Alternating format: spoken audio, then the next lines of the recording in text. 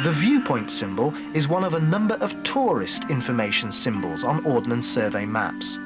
It suggests a good position from which to see the surrounding countryside. The viewpoint.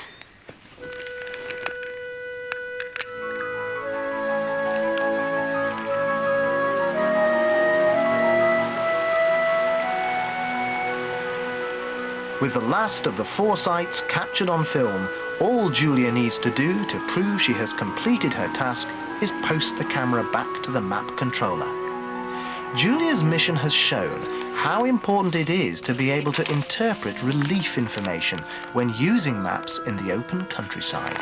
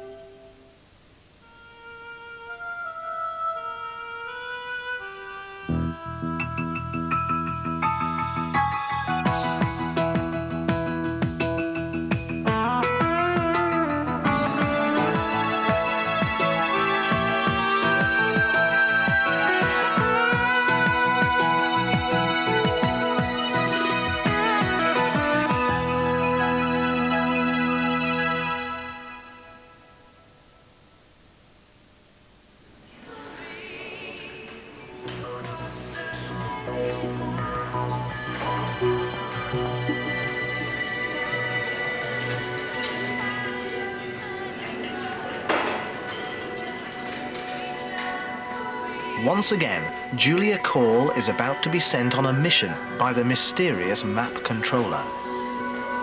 This time, Julia will need to use a variety of different maps. If she's to succeed, she will need to interpret information from these maps, as well as simply using them to find her way. Hi. Hi. Can I get you anything? Just a coffee, thanks. Okay. Well, nobody here yet. Here's your coffee, love. Thanks. Is your name Julia? Yeah. Why? Thought it might have been. A man just called. He asked me to tell you to go to Lundy. Lundy? Yeah, Lundy. Something about your next mission? What else did he say? That's it, I'm afraid.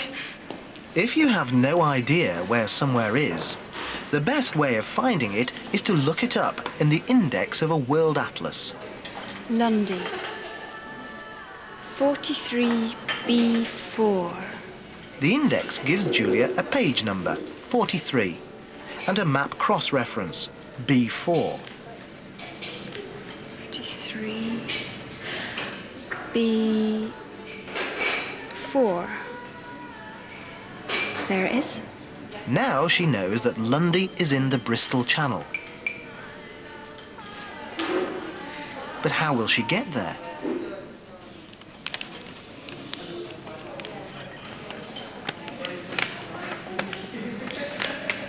Lundy. Here we are. So I need to go to Ilfracombe. An Ordnance Survey touring map of Devon and Cornwall shows Julia that a ferry runs from Ilfracombe to Lundy. But how will Julia get to Ilfracombe? A 1 to 25,000 scale map of the Ilfracombe area shows there is no railway line, so she must find an alternative form of travel.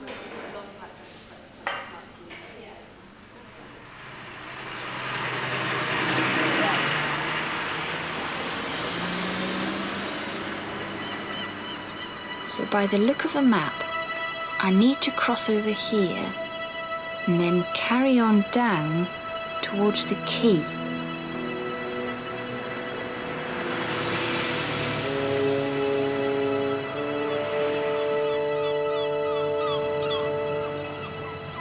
Now I need to head straight on down to the pier. Okay, the blue copy of your ticket will be taken by the gentleman in white. Please make sure you take a boarding pass. Thank you. Hello there. Great, thank you. Julia Call, I have a message for you. I've been told to tell you that you're to get to the highest point on the island once you arrive. I'm also to give you this, which may be of some help. Okay. Make sure you take a boarding pass, please, as you board. Thank you very much indeed.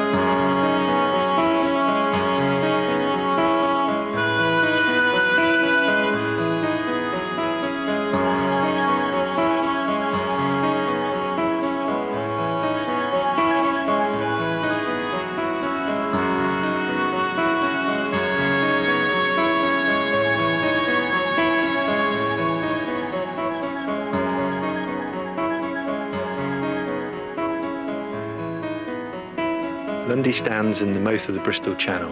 It's 3 miles long and half a mile wide in its widest point. There's a great number of hidden reefs around the island, which have proved a graveyard for ships. Its nearest landfall would be Hartland Point, which is 11 miles away from us. Lundy mainly consists of granite.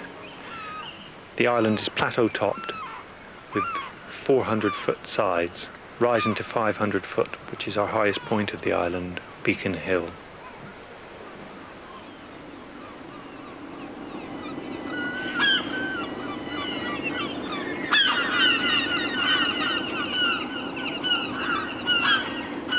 Highest point on the island. How can Julia find the highest point on the island? She must start by examining all the contour lines and spot heights on the 1 to 25,000 scale map of Lundy.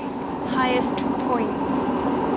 90, 100, 110, 130, 135,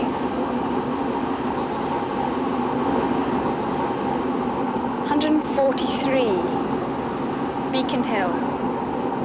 There's a lighthouse. Beacon Hill, at 143 metres above mean sea level, is the highest point on the island.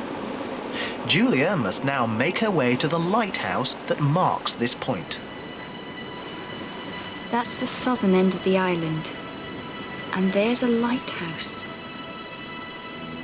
But that must be the one near the landing beach.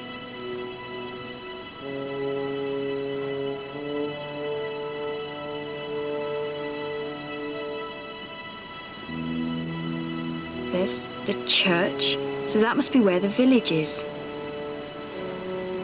Ah, that must be it. The lighthouse on Beacon Hill. How do I get up there? Lundy is an island with very steep cliffs all the way around. Most of them 400 foot high. There's only one landing spot on the whole of the island, and that's at the southern end. What features make this the only landing place? The landing beach is the only place on the island where you could land with any ease without climbing the cliffs. The landing bay is protected on all sides from our predominant wind, which is a southwesterly.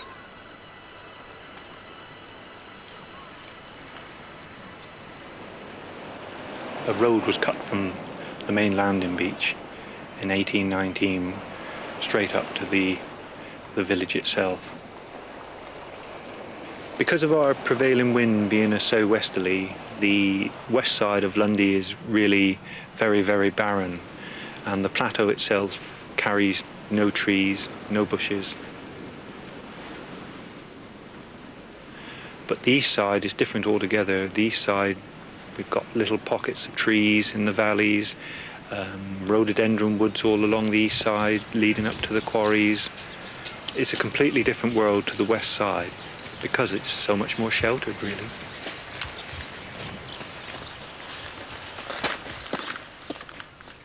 By walking up the road from the landing beach, Julia has been able to reach the plateau top of the island. Now she needs to make her way through the village in order to reach the lighthouse on Beacon Hill. The southern end of the island has been looked after better because the population has always lived on the southern end of the island. The properties have all been built there in a tight little group, easy access for the landing bay. In population now, probably there are only 18 people living on Lundy.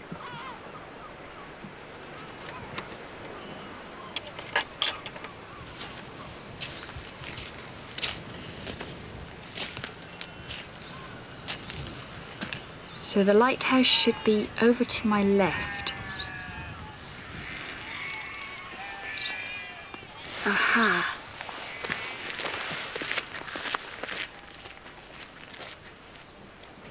Lundy's position really at the mouth of the Bristol Channel has always presented a great problem to ship in, hence the wrecks all around the island, including flagships of the Royal Navy down to sailing vessels. So in 1819, Trinity House, who at that time put lighthouses all around the country, in their wisdom, decided to put one on Lundy. They built the old light on the highest part of Lundy, Beacon Hill, which proved a disaster. As soon as the island fogs come in, the light's obscured and it proves absolutely useless to ship in.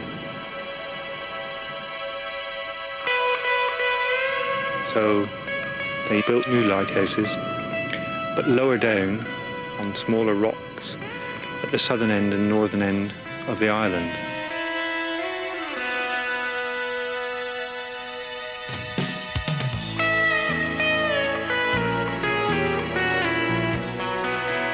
The lighthouses on the northern and southern tips of the island are still in operation today.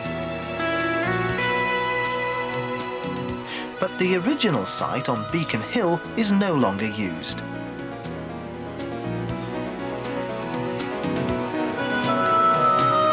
So here I am on Beacon Hill.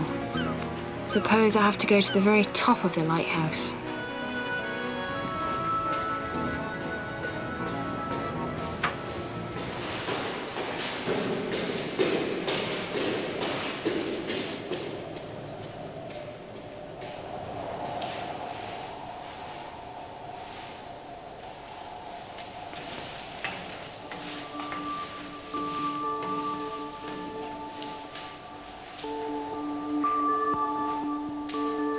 Go north to the building you can see, the map controller.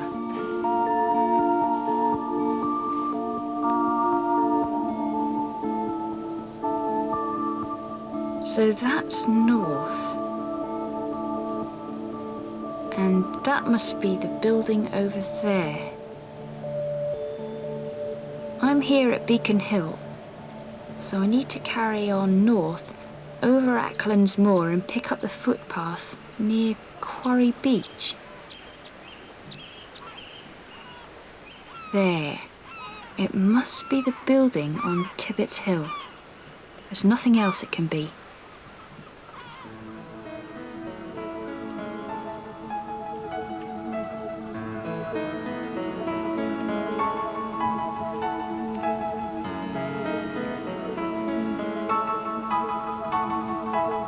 On the map, Quarry Beach is covered in pits. Why? In the 1860s, a company was set up to quarry the Lundy granite. But when the granite arrived in London, it was realised that the quality of the granite was not up to the accepted standard. So I'm afraid the quarrying stopped in the early 1890s. But you can still see quite a bit of the original quarry workings on the island now. The quarry company used Quarry Beach. There's a zigzag path down to the beach, which is accessible nowadays. And they had a little path across the front of the quarries, which was laid with a railway track where they shunted the quarry waste back and forth. The ruins of the quarry workers' cottages still remain. Most of the accommodation on the island was around the quarries at that period of time. The population of the island probably went up to 200, 230-ish, perhaps even more. That was the highest known population that Lundy has ever carried.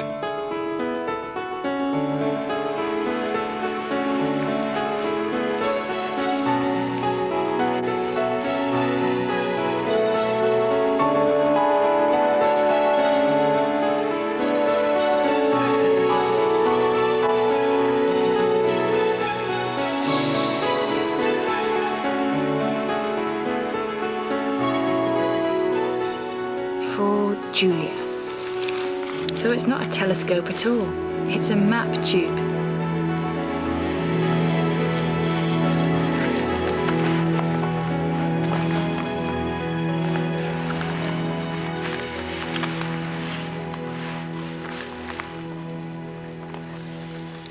So that square there must be this. Julia's 1 to 25,000 scale map of Lundy is ideal for finding her way around the island. But for locating precise points such as small buildings, Ordnance Survey publish very large scale maps called superplans. This is a 1 to 2,500 scale superplan map of the northern tip of Lundy. These maps are normally used only by specialists such as architects and city planners. Because the scale of this map is 10 times larger than Julia's map, it contains far greater detail. So now she can be directed to a precise location with a high degree of accuracy. 130481. Now Julia has to locate a 6-figure grid reference. 130. Remember, eastings come before northings. 130 first, then 481. Because of the very large scale of this map, Julia has been able to identify a 100-metre square rather than a single point, as is normally the case with 6-figure grid references. But where in that square? Where? Ah, that shape. What does that mean?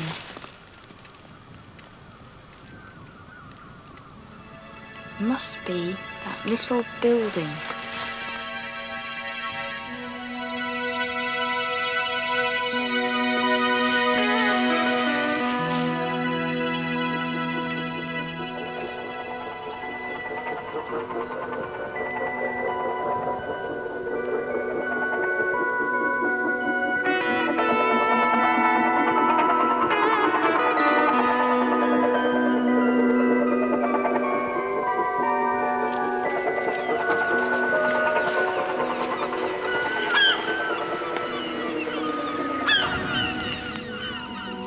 So now I'm here at the North Lighthouse. And there's the little building, but I can't see it yet. Must be behind the lighthouse then.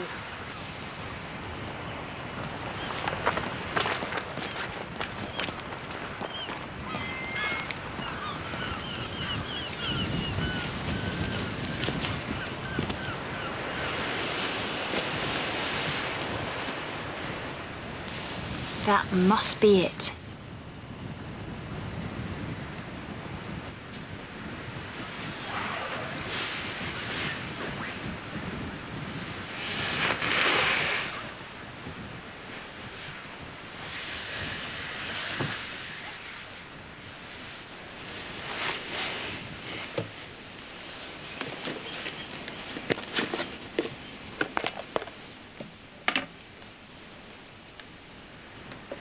Dear Julia, congratulations. You found me again. Simply post this card back to me as proof of you having completed your 4th mission. Only one more to go. Good luck, MC.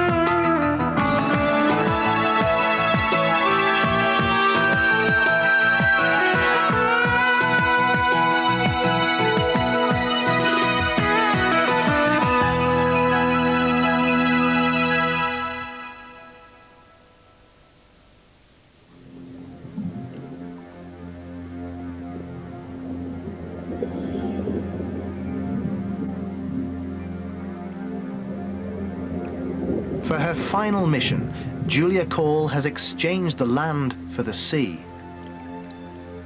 And once again, she's waiting for further instructions from the mysterious map controller.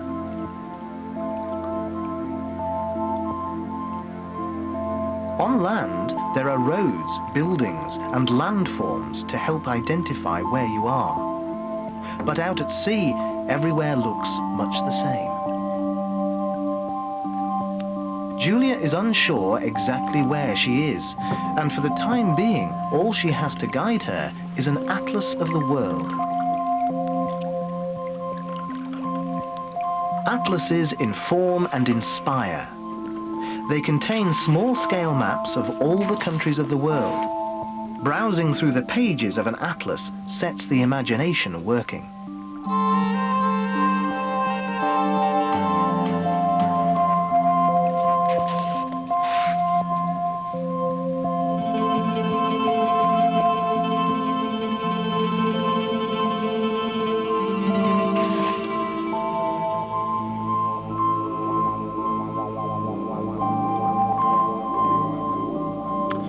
Like Ordnance Survey maps, all maps in atlases are based on a grid.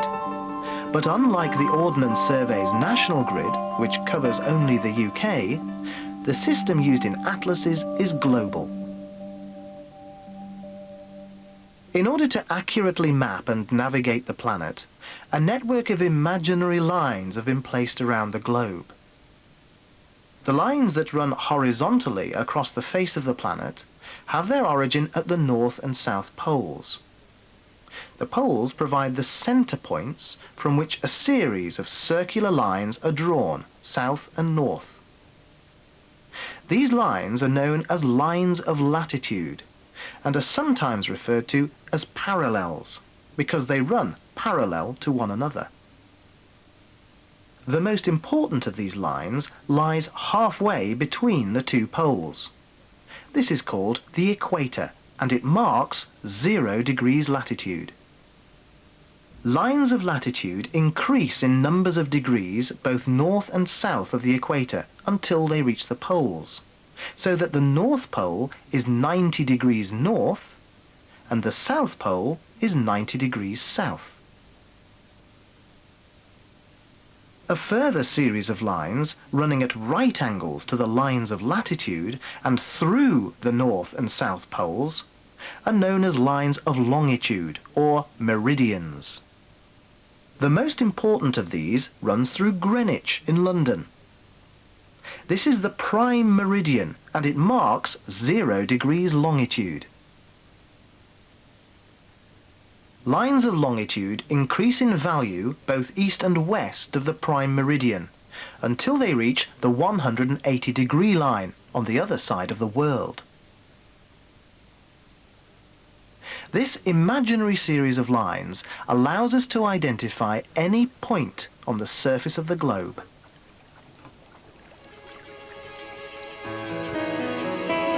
So where are they? I don't even know if I'm in the right place. What's this?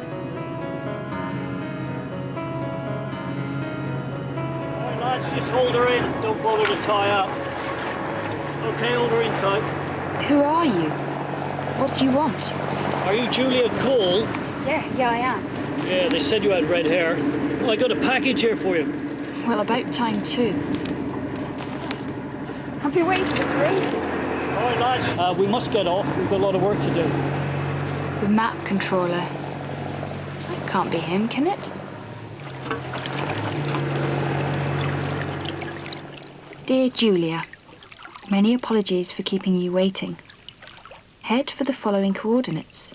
50 degrees 6 minutes north, 5 degrees 29 minutes west. Julia has been given latitude-longitude coordinates by the map controller to plot where she needs to go on the sea chart. But how do latitude-longitude coordinates work? The invisible net of latitude and longitude is the system used in atlases.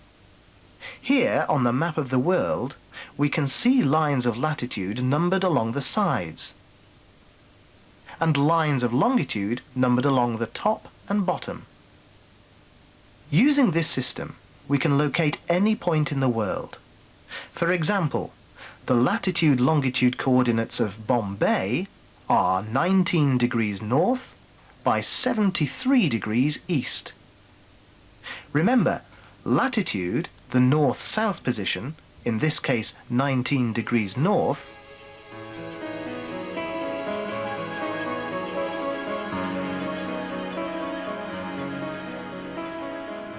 is always quoted before longitude, the east-west position, in this case 73 degrees east.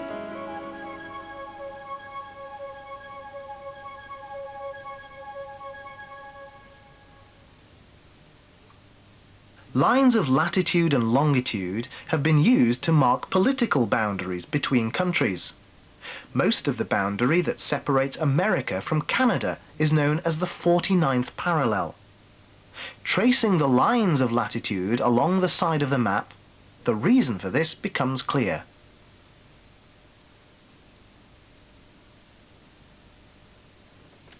But now we return to Julia. She has been told to make her way to a series of latitude-longitude coordinates. But these are far more precise than one would normally use in an atlas. In order to make use of these very precise coordinates, Julia has been given a large-scale sea chart. As with atlases, degrees of latitude are marked along the sides, here 50 degrees, and degrees of longitude are marked along the top, here 5 degrees. But because of the large scale, a degree now appears much larger than it does on an atlas map. In order to be able to locate precise points, each degree is split into 60 equal divisions called minutes. These are marked as graduations on Julia's sea chart. By using the coordinates she's been given, Julia can use the sea chart to work out precisely where she needs to go. Remember that latitude, the north-south position, in this case 50 degrees 6 minutes north, is always quoted before longitude, the east-west position, in this case 5 degrees 29 minutes west. Latitude before longitude. Julia needs to head for the point where these two coordinates meet. That's where I need to go. Julia has worked out where she needs to go. But because there are no landmarks to guide her, how will she find her way? In the past, when a sailor wanted to find his position at sea, he had to use instruments like these to work it out. He used the chronometer, which he set to the time of his home port, and he used this sextant or octant to take measurements of the stars or the sun, from which he could work out both his local time, to calculate longitude, and his latitude. But all this took quite a long time and involved a lot of tedious calculation and use of tables. These days, he can just use a little instrument like this, which is a global positioning system receiver. These instruments take a reading from the satellites which rotate around the Earth. And this instrument takes signals from usually 4, 6 or 7 satellites at once and uses the information to calculate its position. And simply by pressing a few buttons, you can get much more accurate information than the old sailor could get through several hours sometimes of work taking readings with his instruments. Julia has identified where she needs to go on the sea chart. But in order to plot a course to this position, she needs to locate precisely where she is. Use the portable navigation equipment enclosed. So this must be the navigation equipment. So my current position is 50 degrees 4 minutes north by 5 degrees 31 minutes west. Now Julia must use the coordinates from the navigating device to plot her current position on the sea chart. Remember, 31. latitude first, 50 degrees 4 minutes north, then longitude. 5 degrees 31 minutes west. So I must be there. Julia has plotted both her current position and the position she needs to go to. But because there are no landmarks around to guide her, she will need to use a compass to establish which direction to take. All maps show where north is, and because Julia's chart is designed for navigation at sea, it also shows the full range of compass bearings. To establish which direction she needs to take, Julia aligns the north marker on her compass with north on the map. She then twists the map around until her compass needle points due north. Julia has now orientated her map. So now a line connecting her current position with the point she needs to make for shows Julia the precise direction in which to head. So I need to head over there.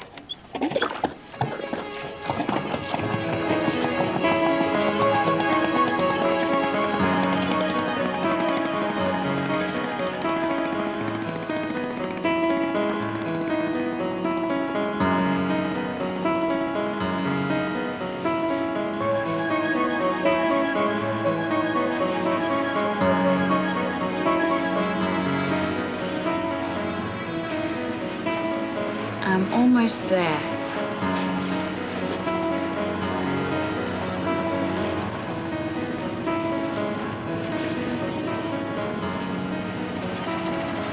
"50 degrees 6 minutes north by 5 degrees 29 minutes west.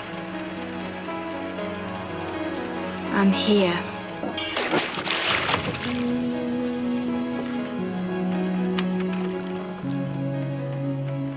Now what?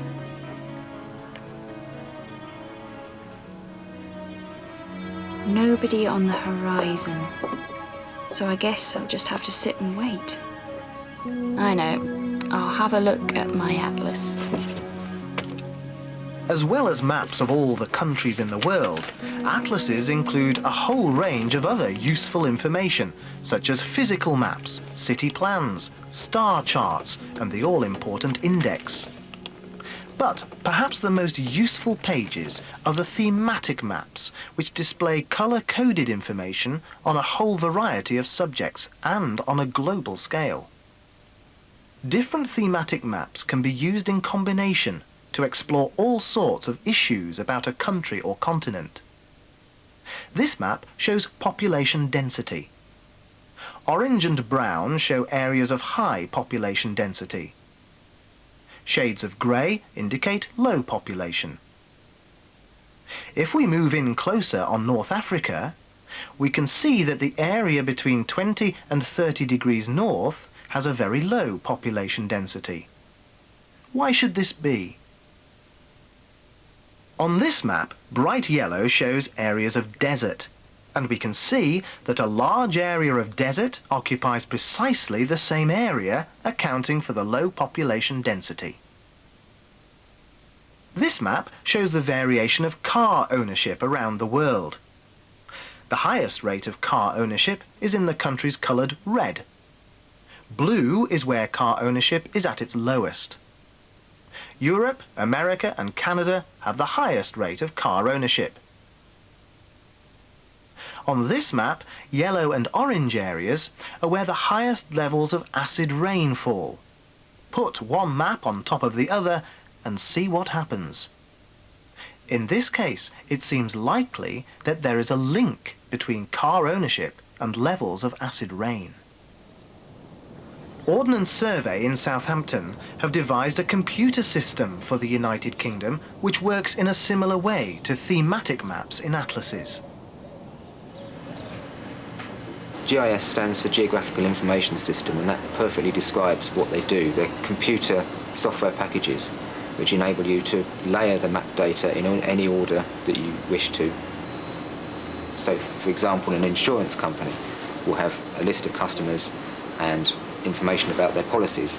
Now, using the GIS, you can match those customers' addresses with the housing data, and so, for instance, we could see which people in this area have an insurance policy with this particular company. You can see that the thematic map is now showing a different colour, a red dot for a customer and a green dot for someone who isn't an existing customer. One of the things that affects insurance claims, insurance policies, would be height above sea level. So the screen now, you can see we're showing a different colour for a different height above sea level for the different properties, plus a view of what would happen to Southampton if the sea level rose by 5 metres. The blue infill is showing the potential area for flood risk. So the people that are living in that area are probably more likely to be paying a higher premium for their insurance. The GIS is replacing the role of thematic maps and thematic atlases, because with the power of the computer you can do much more powerful mathematical comparisons between those different layers, which might formerly have taken a long time by taking one map and placing it on top of another map and seeing if there was any connection.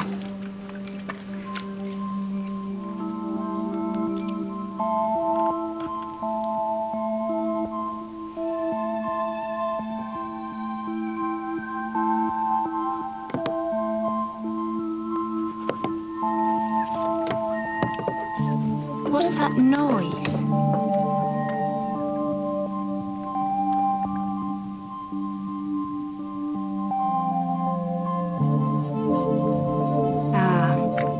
The map controller.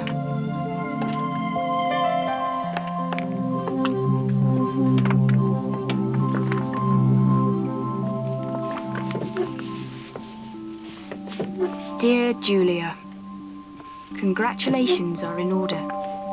You've now successfully completed all your missions. I think it's time we met. Meet me at 40 degrees 45 minutes north, 73 degrees 55 minutes west. So, 40-45 and 73-55.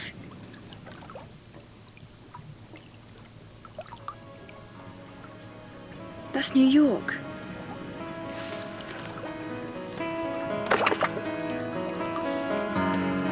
You'll find me on 5th Avenue at East 34th Street on the 102nd floor. Yours forever, the Map Controller.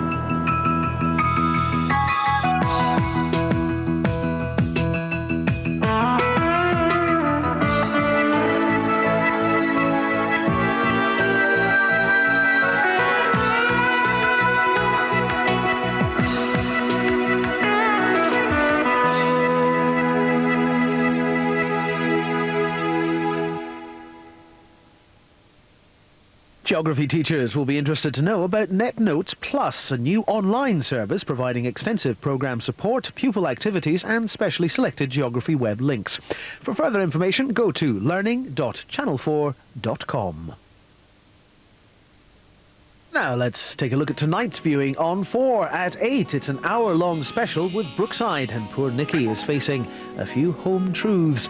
Followed at 9, that kid in the corner is given hope when Teresa sets out to prove a point. And at 10, Ali's petrified that she'll never find her man. She thinks she knows him by heart. But who's she kidding? Enjoy a great night in on 4.